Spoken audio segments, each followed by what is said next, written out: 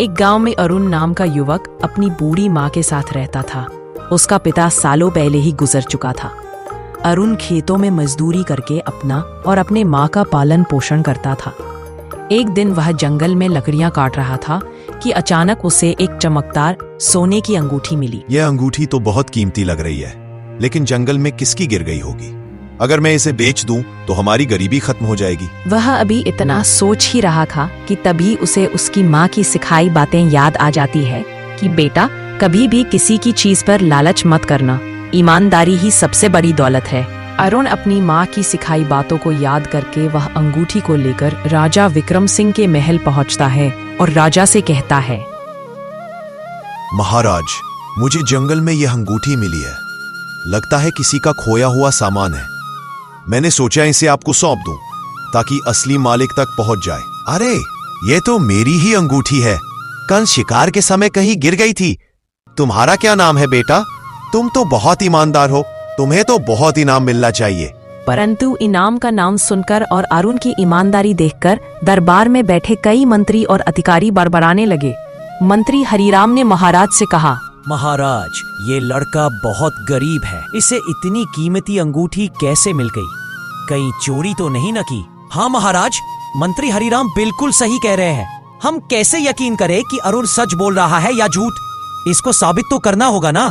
राजा ने अपनी मंत्रियों की बातें सुनकर अरुण की सच्चाई परखने के लिए एक योजना बनाई।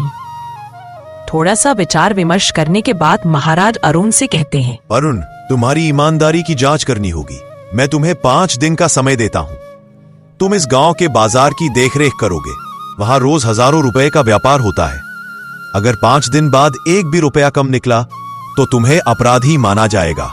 महाराज, मैं गरीब जरूर हूं, लेकिन बेईमान नहीं। मैं ये जिम्मेदारी स्वीकार करता हूं और ये आश्वासन देता हूं कि एक भी रुपए का उलटफेर नहीं होगा।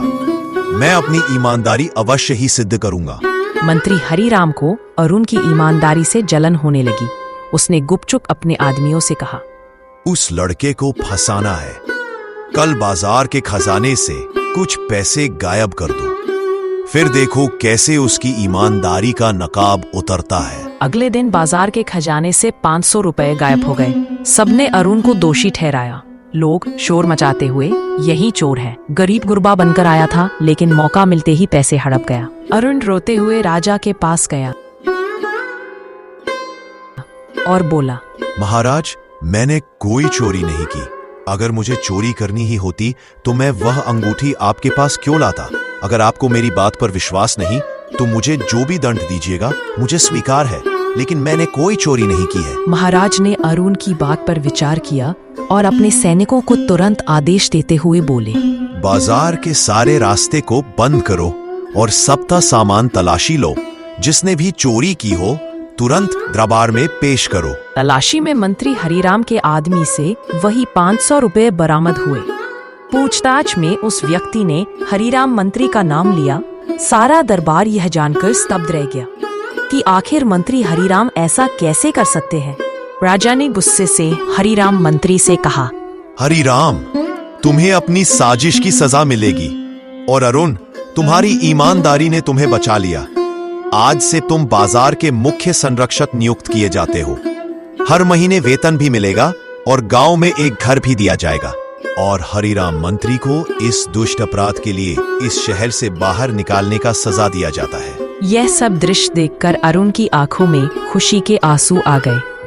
वह महाराज से बोला, महाराज, यह सब मेरी माँ की सीख का फल है। ईमानदारी ही सबसे बड़ी दौलत है। सीख, ईमानदारी की परीक्षा कठिन हो सकती है, लेकिन अंत में सत्य ही विजयी होता है। लालच और षड्यंत्र करने वाले अंततः अपमानित होते हैं। ईमानदार इंसान को देर से सही पर सच्चा इनाम अवश्य मिलता है। इसलिए हमें हमेशा ईमानदारी से काम करना चाहिए। अगर सीख अच्छी लगी हो तो हमारे चैनल मिस्टीरियस टून टीवी को सब्सक्राइब एवं लाइक करें।